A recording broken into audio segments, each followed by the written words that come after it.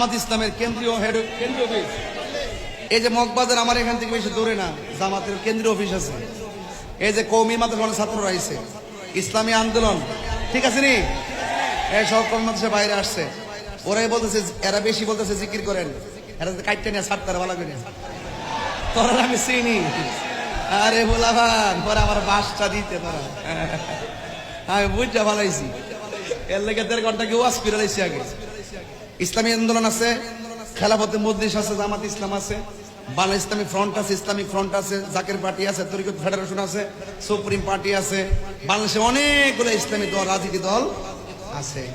এখন আপনারা যদি মনে করেন যে দেশে উলামা একরামরা সংসদের নেতৃত্ব যাইবেন, কিছু অংশ লোক সবাই মিলতইবনি, সবাই মিলতইবনি, আপনারা মিলবেন কেমনে আমি কই।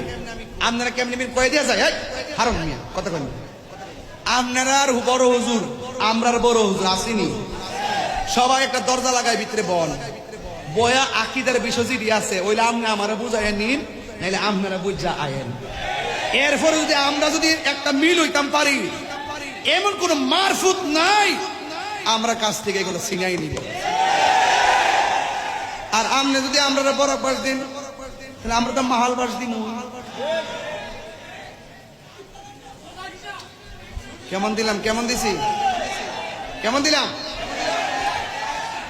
যাক, মিলিমিশে চলবো ইনশাল্লাহ। কনে আমাদের প্রভু এক নবীর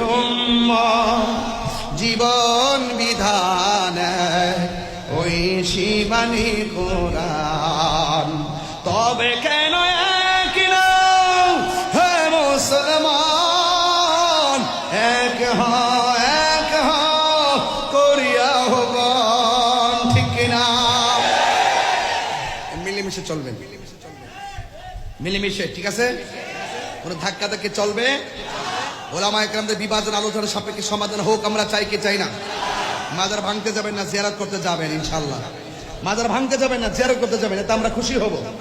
কথা কারণ ঠিক কিনা? আমরা আপনাদেরকে সাপোর্ট দিব, ঠিক কিনা? যখন মাজার ভাঙবেন তখন আমাদের ভয় হয়, না জানে কোন দিন আবার আমাদেরকে ভাঙবেন, ঠিক না? এগুলো ঠিক না, এগুলো বাদ দেন, এগুলো বাদ দেন, আল্লাহর রাস্তায় বাদ দেন। মারহাবা কর, এটা জিকির হবে, তাই নাকি? আল্লাহ আমাদের সকলকে কবুল করুক, আমিন কর। ও মাশাআল্লাহ।